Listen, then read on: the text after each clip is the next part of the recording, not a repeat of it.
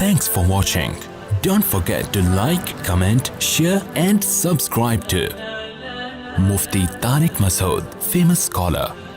جس آدمی نے دنیا میں زیادہ کام کرنا ہے نا, زیادہ تو نہیں کہہ سکتے, علمی کام جس نے کرنا ہے دنیا میں, علمی کام جس نے علمی کام دنیا میں بھائی صفی آپ بیان کے بعد مجھ سے ملیں, کچھ چیزیں فوراً پارسل کرنی پڑتی ہیں, وہ دماغ سے رہ گئیں تو پھر وہ رہ جاتی ہیں, تو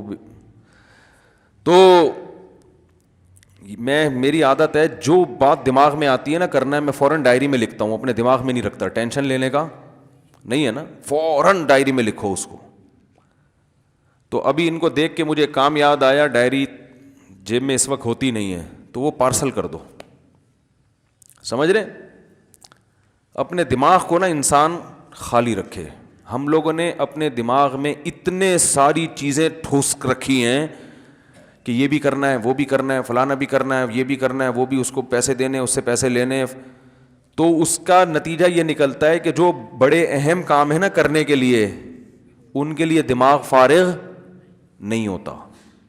سمجھ رہے, فارغ نہیں ہے, اتنی کچا کچ کھچڑی دماغ میں, جیسے دیگ میں چاول ہوتے ہیں نا کھچڑی, ایسے دماغ میں 100 قسم کے کام ٹھسے ہوئے ہیں.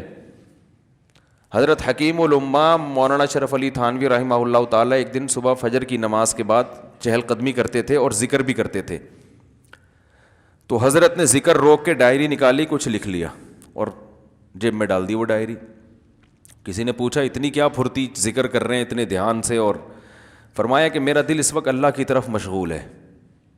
تو ایک کام یاد آیا تھا مجھے, تو میں نے سوچا کہ اس کو دماغ سے ڈائری پہ شفٹ کر دو, اور دماغ کو پھر کس کے لیے خالی کرو, اللہ کے لیے, ورنہ وہ بار بار کام کیا کرے گا, پریشان. سمجھ رہے ہیں کہ نہیں سمجھ رہے.